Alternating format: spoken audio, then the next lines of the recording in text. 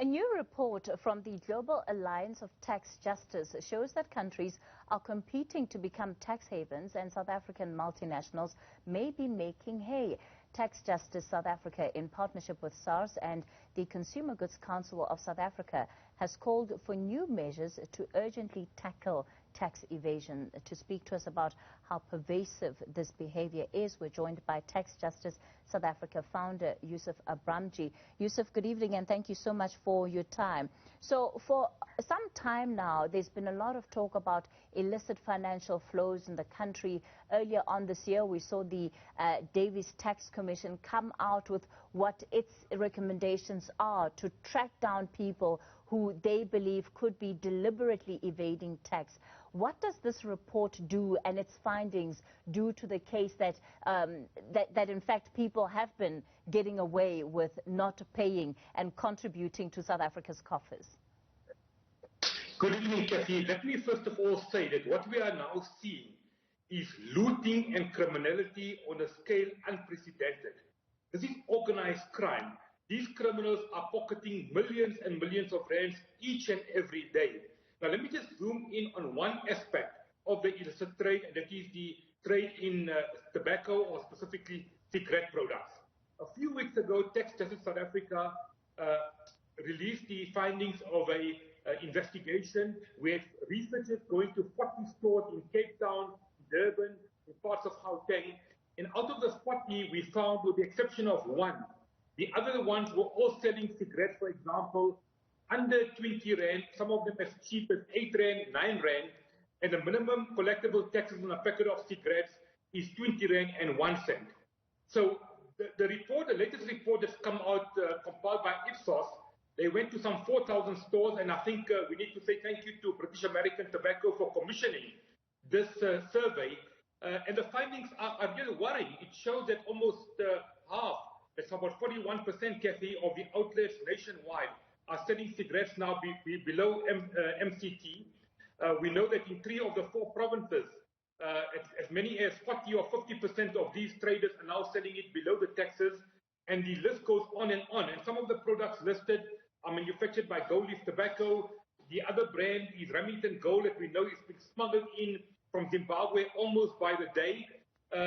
So the end result is that about 8 billion rand is being lost to the South African fiscus in the cigarette trade alone. I'm not talking of the alcohol trade, I'm not talking of pharmaceuticals, I'm not talking of clothing. And the money laundering is the order of the day. And I think really we are losing our patience. As much as SARS has made some progress, we are losing our patience, and the SARS and the government must come down very hard on these criminals once and for all. Yusuf, it's interesting that you're referring in particular to tax flows where cigarettes are concerned.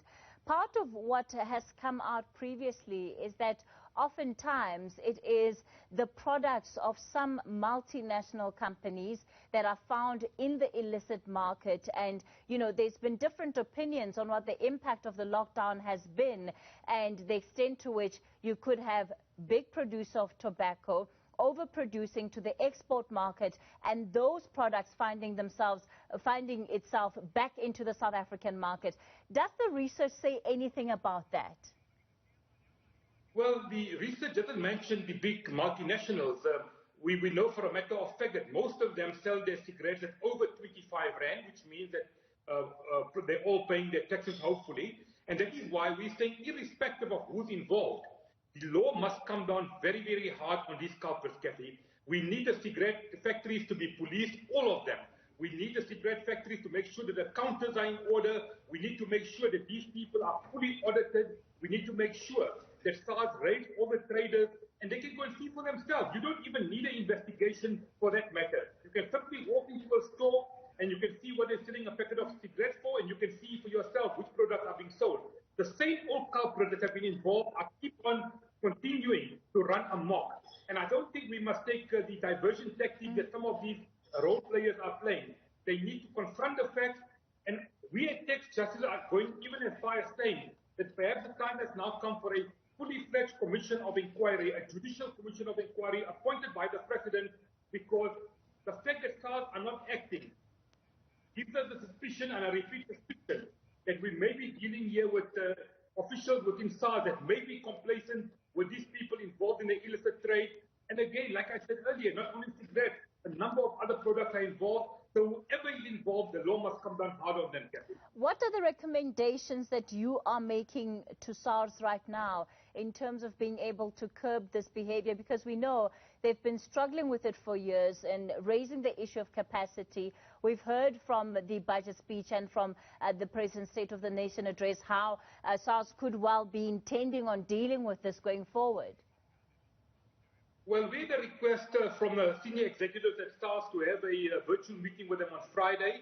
So myself and my fellow directors from Tax Justice, Andy Mashahile, who's a fellow Interpol Turnback Crime Ambassador, and our other director, Makali Leperosi, will be having a virtual meeting with the SARS officials, and we're going to be going down to the brutal facts. The fact that SARS is not acting, we want to know why. We also have a 5-point plan that we suggested, everything from strengthening our borders to make sure the smuggling doesn't take place. We want the equipment at our borders to scan the trucks coming in. We want the cigarette factories to be audited 24/7. There were inspectors at some stage, but it appears that they've now withdrawn from these cigarette factories. We also want a minimum price, for example, on a packet of 20 cigarettes, possibly in the region of minimum of 27 Rand, to make sure that these taxes are payable, and we want ongoing audits of these cigarette factories. This lawlessness cannot continue. Billions of rands are being pocketed.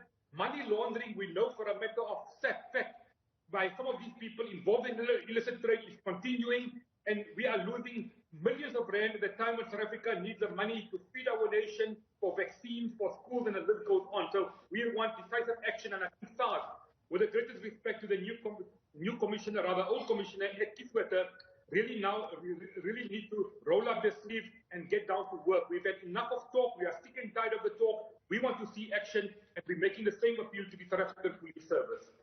Tax Justice South Africa founder Yusuf Abramji, thanks for your time on News at Prime tonight.